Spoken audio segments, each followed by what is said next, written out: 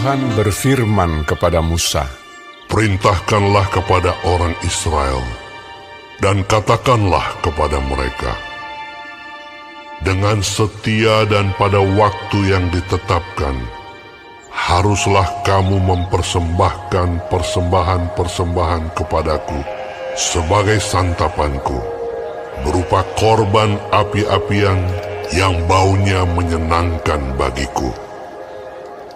Katakanlah kepada mereka, inilah korban api-apian yang harus kamu persembahkan kepada Tuhan. 2 ekor domba berumur setahun yang tidak bercela setiap hari sebagai korban bakaran yang tetap. Domba yang satu haruslah kau olah pada waktu pagi, domba yang lain haruslah kau olah pada waktu senja. Juga 1/10 efa tepung yang terbaik untuk korban sajian, diolah dengan 1/4 hin minyak tumbuk. Itulah korban bakaran yang tetap yang diolah pertama kali di atas Gunung Sinai, menjadi bau yang menyenangkan, suatu korban api-apian bagi Tuhan. Dan korban curahannya ialah 1/4 hin untuk setiap domba. Curahkanlah minuman yang memabukkan sebagai korban curahan bagi Tuhan di tempat kudus.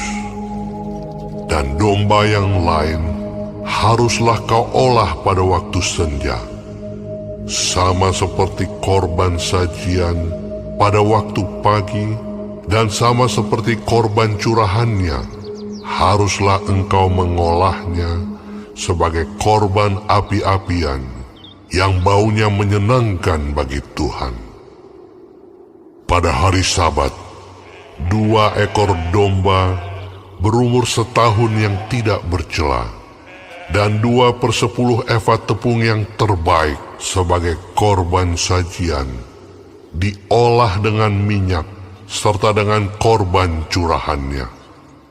Itulah korban bakaran Sabat pada tiap-tiap Sabat, di samping korban bakaran yang tetap dan korban curahannya.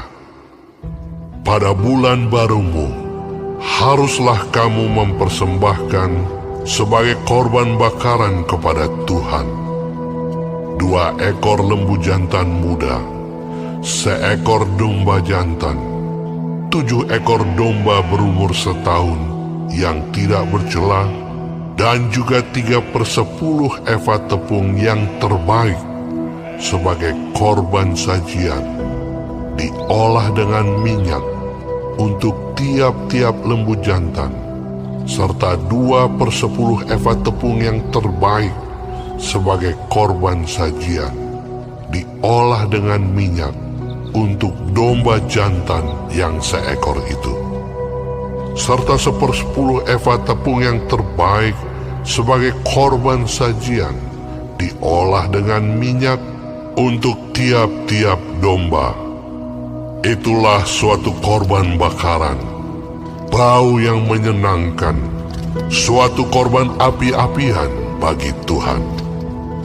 Dan korban-korban curahannya haruslah untuk 1 ekor lembu jantan setengah hin anggur, untuk 1 ekor domba jantan 1/3 hin, dan untuk 1 ekor domba 1/4 hin. Itulah korban bakaran pada setiap bulan baru dalam setahun. Dan 1 ekor kambing jantan haruslah diolah menjadi korban penghapus dosa bagi Tuhan, serta dengan korban curahannya, di samping korban bakaran yang tetap. Dalam bulan yang pertama, pada hari yang ke-14 bulan itu, ada Paskah bagi Tuhan. Pada hari yang ke-15 bulan itu, ada hari raya. 7 hari lamanya harus dimakan roti yang tidak beragi. Pada hari yang pertama ada pertemuan kudus.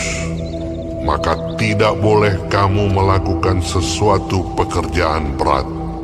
Dan haruslah kamu mempersembahkan kepada Tuhan sebagai korban api-apian, sebagai korban bakaran, 2 ekor lembu jantan muda, 1 ekor domba jantan, dan 7 ekor domba berumur setahun.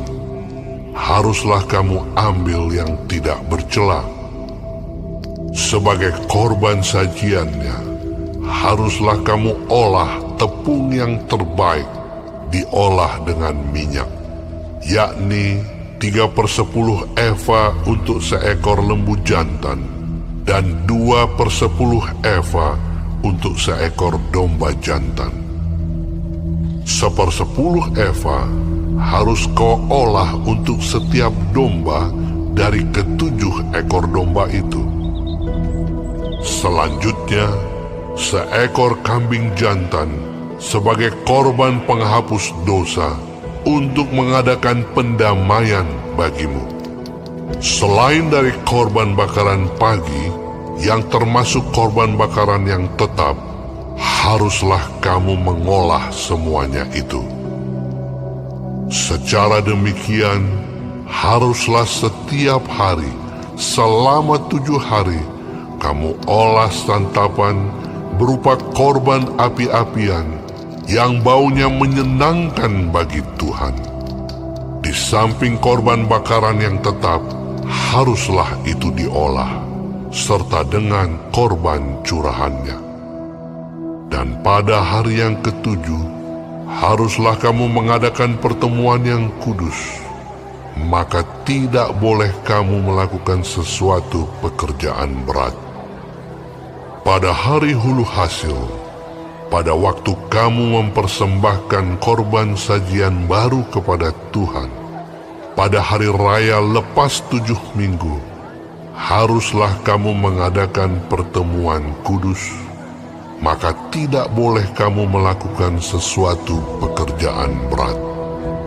Pada waktu itu, haruslah kamu mempersembahkan sebagai korban bakaran, menjadi bau yang menyenangkan bagi Tuhan, 2 ekor lembu jantan muda, 1 ekor domba jantan, 7 ekor domba berumur setahun. Juga sebagai korban sajiannya, tepung yang terbaik diolah dengan minyak, yakni 3/10 eva untuk setiap ekor lembu jantan, 2/10 eva untuk domba jantan yang 1 ekor itu, 1/10 eva untuk setiap domba dari ke-7 ekor domba itu, 1 ekor kambing jantan untuk mengadakan pendamaian bagimu. Selain dari korban bakaran yang tetap dan korban sajiannya, haruslah kamu mengolah semuanya itu, serta dengan korban-korban curahannya, haruslah kamu ambil yang tidak bercela.